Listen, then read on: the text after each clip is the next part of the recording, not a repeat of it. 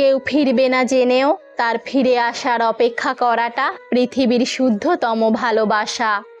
আর কেউ অপেক্ষা করছে জেনেও তার অপেক্ষার মূল্যায়ন না করাটা পৃথিবীর দীর্ঘতম অবহেলা।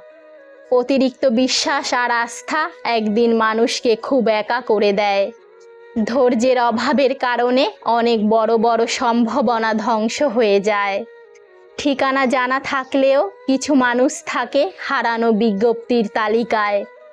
যখন চাওয়াটা অনেক বেশি হয়ে যায়, প্রত্যাশা আর প্রাপ্তির হিসেব মেলে না।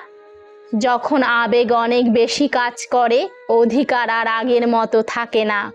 সবই যেন বদলে যায় দিন আর রাতের মতো, সবই যেন হারিয়ে যায় পুরনো অতীতের মতো। আমি ক্ষমার মতো এত বড় মহত্ব নিয়ে পৃথিবীতে আসিনি, তাই ঘরে এসেছি নিঃশব্দে নিশ্চুপে। পাক্কা অভিনেতা সে, মন খারাপের গল্প লুকিয়ে সামনে হাসে যে। একদিন সব কিছুই সময়ের স্রোতে ভেসে যায়, হারিয়ে যায় সব পুরনো হয়ে অতীতের পাতায়। জীবন হোক কর্মময়, নিরন্তর ছুটে চলার অনুপ্রেরণা। ভালোবাসি বলার মতো, যদি ভালোবাসাটা এত সহজ হতো, তবে ভালোবাসায় কখনো বিচ্ছেদ হতো না। সুখ অল্প সময়ের জন্য ধৈর্য দেয়, কিন্তু ধৈর্য চিরন্তন সুখ নিয়ে আসে।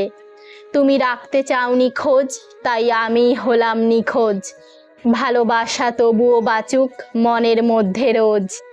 জুড়ে থাকো সবার সাথে, কিন্তু ডুবে থাকো রবের সাথে। শক্তিশালী মানুষেরাও ভাঙে, তারা ভাঙে নীরবে। বিশ্বাসে যে হারে সে জীবন্ত লাশ, নিঃশ্বাসে যে হারে সে ফিরবে না পৃথিবীতে আর।